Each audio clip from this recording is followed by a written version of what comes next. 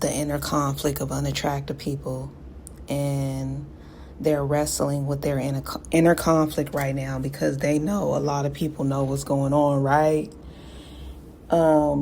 They are caught in a cycle of frustration right now, and they're trying to make sense of what they cannot fully reconcile. You know what's interesting in this time is that we are at a point where we can no longer be who we are not and live lifestyles that are not meant for us, right? We live a lifestyle that is not for us. It creates cognitive dissonance, right? The gap between how a person sees themselves and how they are treated by others, you know? So for a long time, unattractive people have felt rejected and overlooked because their looks are not the level of the beauty standard that they would like to have, and this gap has created anger, resentment, and impulsivity. And right now they're projecting their frustrations outward. They're creating orchestrations. They're appearing more aggressive in this time of day, more agitated, because they are fighting an unresolved internal war, you know, of evil and good, you know? And in their perspective, there's no point of being good because they are not desired, okay? They are not desired like that. However, I feel really bad for them because people are rebelling because they're using their confusion as a tool to create darkness. And we all know that confusion does not come from God.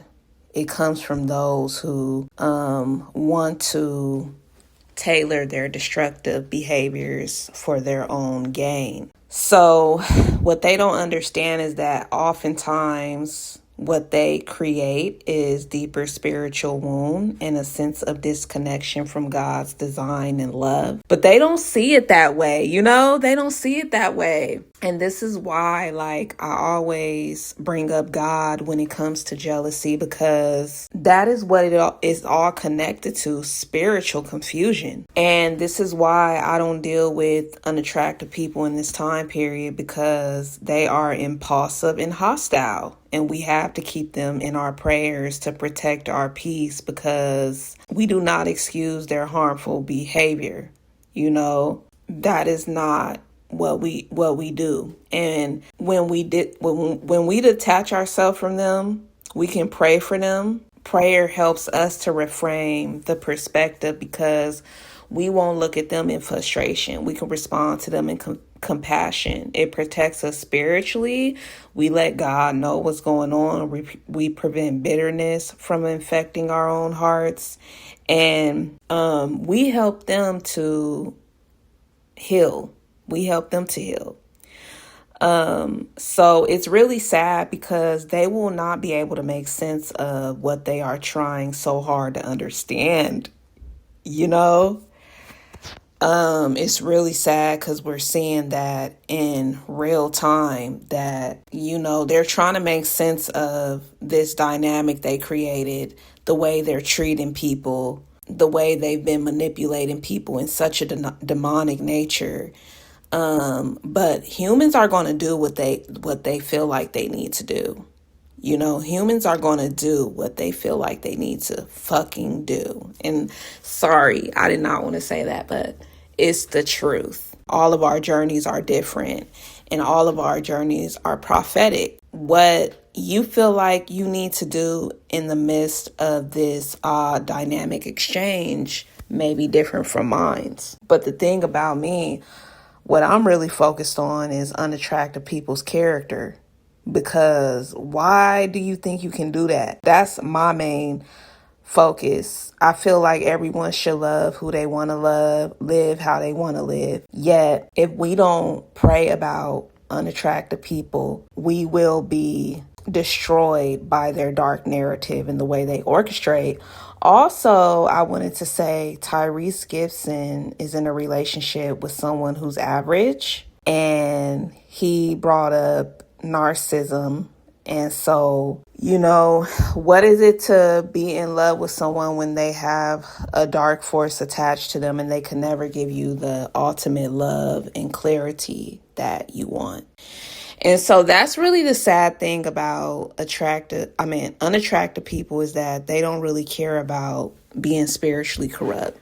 As long as they are busting a nut, that's all they care about. You know, they don't really care about their soul being corrupted, or even the time period we live in and how heavy their actions impact the whole world. You know? Everyone can say nothing matters, but you know, seasons dictate that. Seasons dictate that. And it's all about us being transparent about these situations that are occurring right now and trying to find stability within them, because we can never be perfect. That's not the goal. Humans can never be perfect, but they can work in progress of reframing the identity. And that's what I feel like unattractive people need to do right now. They have to reframe their identities, and they have to stop wanting to overseer the whole dynamic of the societal framework. That's my issue.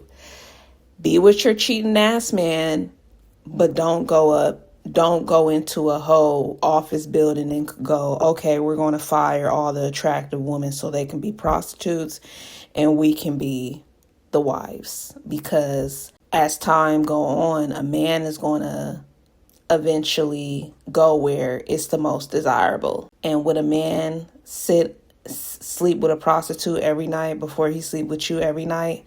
Yes. Especially if she is bad and sexy. So that's all I wanted to say. Y'all stay prayed up. Y'all already know what's going on out here.